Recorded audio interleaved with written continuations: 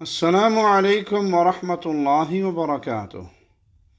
إن الحمد لله نحمده ونستعينه ونستغفره ونعوذ بالله من شرور أنفسنا ومن سيئات أعمالنا. من يهده الله فلا مضل له ومن يضلل فلا هادي له. أشهد أن لا إله إلا الله وحده لا شريك له وأشهد أن محمدا عبده ورسوله. أما بعد، الناقض الرابع: من اعتقد أن غير هدي النبي صلى الله عليه وسلم أكمل من هديه. وہ چوتھا کام جس کے کرنے سے انسان دائرہ اسلام سے نکل جاتا ہے، چوتھا ناقض، کہ جو شخص یہ عقیدہ رکھتا ہے کہ نبی کریم صلی اللہ علیہ وسلم کے علاوہ کسی اور کا طریقہ کار زیادہ کامل ہے، کسی اور کا سیرت، کسی اور کا طریقہ، کسی اور کا دیا ہوا راستہ وہ نبی صلی اللہ علیہ وسلم سے بھی زیادہ کامل ہے. او ان حکم غیرہ احسن من حکمہ، یا پھر یہ عقیدہ رکھے کہ نبی صلی اللہ علیہ وسلم کے فیصلے کی بجائے کسی اور کا فیصلہ زیادہ بہتر اور افضل ہے. ہماری قوم کا، ہماری پنچایت کا، ہماری برادری کا، فلاں جرگے کا، فلاں اسمبلی کا، وہ نبی صلی اللہ علیہ وسلم کے فیصلوں سے زیادہ بہتر ہے. کالذین یفضلون حکم الطواغیت علی حکمہ، جیسے وہ لوگ جو طواغیت کے فیصلے کو آپ صلی اللہ علیہ وسلم کے فیصلے پہ ترجیح دیتے ہیں. فَهُوَ كَافِرٌ، تو وہ دائرہ اسلام سے خارج ہے. یہ چوتھا ناقض اسلام ہے، اور اس ناقض میں ذکر ہوا کہ کوئی شخص یہ عقیدہ رکھے کہ نبی کریم صلی اللہ علیہ وسلم کی شریعت کے علاوہ کسی اور کی شریعت اچھی ہے، تو اس کا کیا حکم ہے.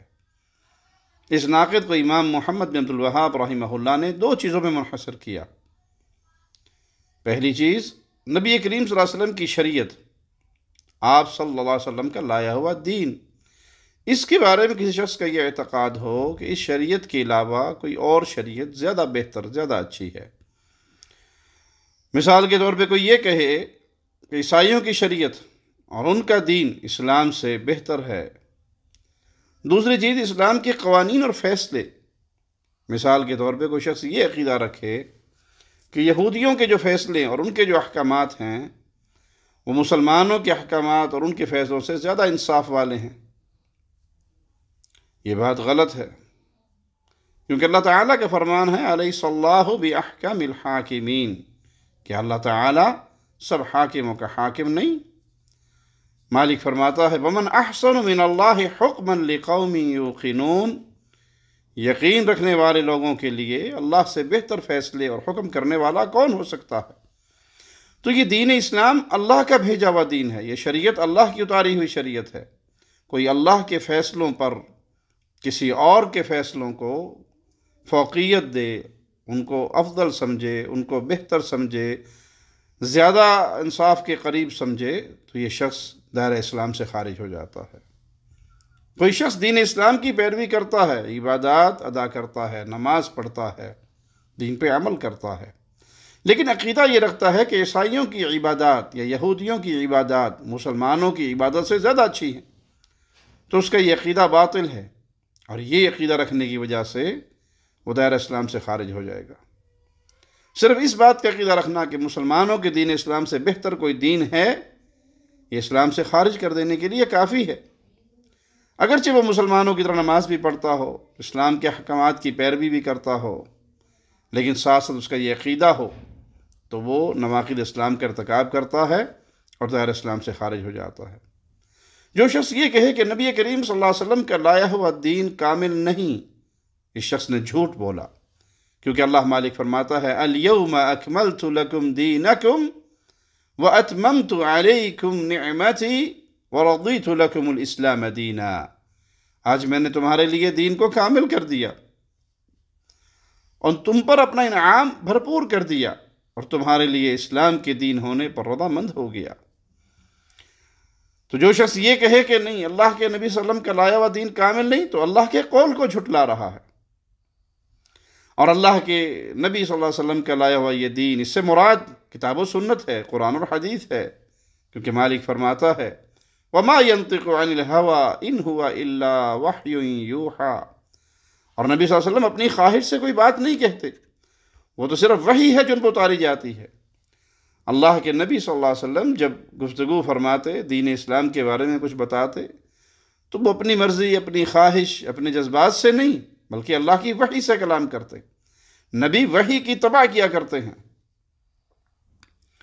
اس لیے رسول اللہ صلی اللہ علیہ وسلم کا لایا ہوا دین اسلام کامل اور پورا ہے، اس میں کوئی کمی بیشی نہیں۔ یہ دین بہترین ہے، حق ہے، اس میں غلو نہیں، تشدد نہیں، میانہ روی والا دین ہے، ہر کسی کے حقوق محفوظ کرنے والا دین ہے۔ اور کوئی اگر یہ کہتا ہے کہ یہودیت یا عیسائیت یا کوئی اور دین بہتر ہے تو اس نے کفر کا ارتکاب کیا، دائرہ اسلام سے خارج کر دینے والے کام کا ارتکاب کیا۔ صحیح مسلم میں ہے کہ رسول اللہ صلی اللہ علیہ وسلم خطبہ ارشاد فرماتے ہوئے اپنے ہر خطبے میں یہ بات دہراتے، خیر الحدیث کلام اللہ وخیر الہدی ہدی محمد صلی اللہ علیہ وسلم، بہترین کلام اللہ کا کلام ہے اور بہترین سنت محمد صلی اللہ علیہ وسلم کی سنت ہے۔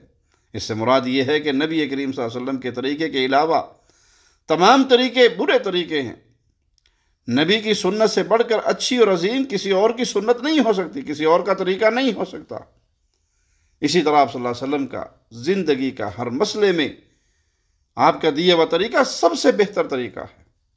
کوئی شخص دین اسلام کے احکامات پر اعتراض کرے، دین اسلام کے فیصلوں پر اعتراض کرے، مثال کے طور پہ یہ کہے کہ چور کا ہاتھ کاٹنا یہ تو بے جا سختی ہے، اس سے بہتر تھا اسے جیل میں بند کر دیا جائے یا اس پر جرمانہ کر دیا جائے، تو وہ اللہ کے فیصلوں کو جھٹلانے کی بنا پر کفر کا ارتکاب کر رہا ہے، کیونکہ اس نے دین کے فیصلوں پر اعتراض کیا ہے۔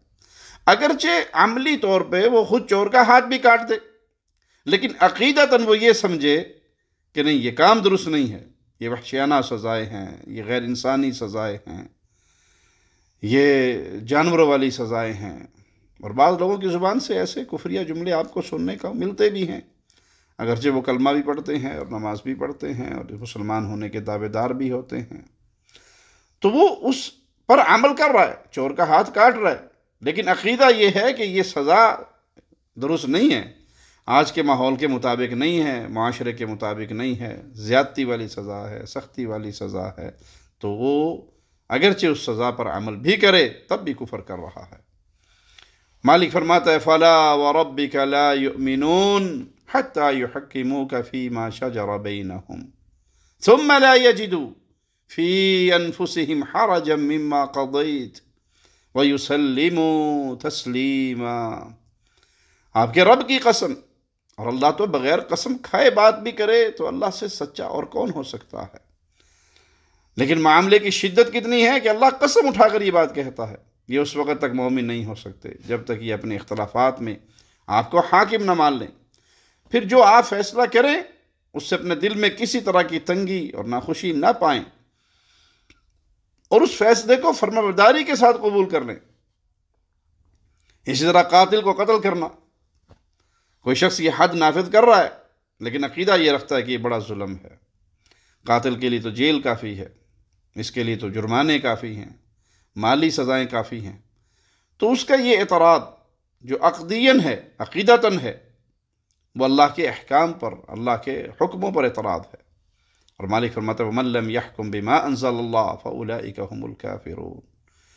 دوسرے مقام پر مالک نے فرمایا وَمَن لَّمْ يَحْكُم بِمَا أَنزَلَ اللَّهُ فَأُولَٰئِكَ هُمُ الظَّالِمُونَ۔ مزید فرمایا وَمَن لَّمْ يَحْكُم بِمَا أَنزَلَ اللَّهُ فَأُولَٰئِكَ هُمُ الْفَاسِقُونَ۔ جو اللہ کے نازل کردہ حکم کے مطابق فیصلہ نہ کرے وہ کافر ہے، ظالم ہے، فاسق ہے۔ کچھ لوگ اللہ کے نازل کردہ حکم پر عمل تو کرتے ہیں لیکن دل میں یہ عقیدہ رکھتے ہیں کہ یہ ظلم ہے، یہ بہتر نہیں ہے، یہ وحشیانہ سزائیں ہیں، یہ ظالمانہ سزائیں ہیں، یہ شدت پسندی ہے، یہ دہشت گردی ہے، تو اس کا یہ عقیدہ اسے وادی ایمان سے نکال کر کفر کی وادی میں کھڑا کر دے گا۔ قاضی چور کا ہاتھ کاٹتا ہے، شرابی کو کوڑے مارتا ہے، لیکن دل میں کہتا ہے کہ یہ ہے زیادتی، ہے ظلم، اتنی سزا نہیں ملنی چاہیے، اس کے لیے جیل، جرمانے یا باقی لوگوں کی بنائی ہوئی سزائیں وہ کافی تھی، تو باوجود کہ اس نے ہاتھ تو کاٹا لیکن اس عقیدہ رکھنے کی بنا پر اس نے کفر کیا۔ کچھ لوگ طاغوت کا حکم پسند کرتے ہیں۔ اچھا، طاغوت سے مراد کیا ہے؟ طاغوت سے مراد وہ لوگ ہیں جو اللہ کے نازل کردہ احکام پر نہیں چلتے، ان کے مطابق فیصلے نہیں کرتے، وہ اپنے فیصلے خود بناتے ہیں اور لوگوں کو اس پر چلنے کے لیے پابند کرتے ہیں۔ اللہ کے علاوہ پوجے جانے والے جو اپنی پوجا پر راضی بھی ہوں، اپنی پوجا کی جانے پر خوش بھی ہوں، یہ طواغیت ہیں۔ جو لوگ ان طواغیت کے حکم کو پسند کرتے ہیں، مثال کے طور پہ یہ کہتے ہیں کہ شادی شدہ زانی اس کو سنسار نہیں کریں گے، اور جو کمارا ہے اس کو کوڑے نہیں ماریں گے، بلکہ ان پہ جرمانہ کافی ہے، ان کو سزائیں دے دینا کافی ہے، جیل کر دینا کافی ہے۔ تو اللہ کی مقرر کردہ حدود کا انکار کر کے، ان سزاؤں کا انکار کر کے اور اس پر اعتراض کر کے یہ کفر کا ارتکاب کرتے ہیں۔ اہل الحدیث، اہل سنہ کا یہ اعتقاد ہے کہ جو اللہ نے احکام نازل کیے وہ سب سے بہترین ہیں۔ دین اسلام کا ہر حکم، دین اسلام کا ہر فیصلہ بہتر ہے۔ جو حدود دین اسلام میں ہیں ان پر عمل کرنا واجب ہے، اور جو یہ عقیدہ رکھتا ہے کہ یہ ظلم ہے، یہ بہتر نہیں ہے، یہ موجودہ ماحول کے مطابق نہیں ہے، یہ آج کے تقاضوں کے مطابق نہیں ہے، تو اگرچہ وہ اس پہ عمل بھی کر لے لیکن دلی طور پر اس اعتراض کی بنیاد پر وہ دائرہ اسلام سے خارج ہو جائے گا۔ اللہ سے دعا ہے اللہ ہم سب کو دین اسلام پر قائم رکھے، زندہ رکھے تو ایمان پر، موت دے تو اس حال میں خالق ہم سے راضی ہو، مولا ہم سے راضی ہو، ہم اپنے اللہ سے راضی ہوں۔ زندگی کے بہترین ایام وہ ایام گزار رہے ہوں، اللہ کی عبادت کے ایام، جس میں ہماری روح اس جسم سے الگ ہو کر اس جہاں کو چھوڑ کر آخرت کی طرف روانہ ہو جائے۔ اللہ ہمیں حسن خاتمہ عطا فرمائے، سوء خاتمہ سے محفوظ رکھے۔ اقول قولی ھذا واستغفر اللہ لی ولکم ولسائر المسلمین۔ ہر لمحہ قرآن اور سنت کا ترجمان، فاضلات الشیخ توصیف الرحمان۔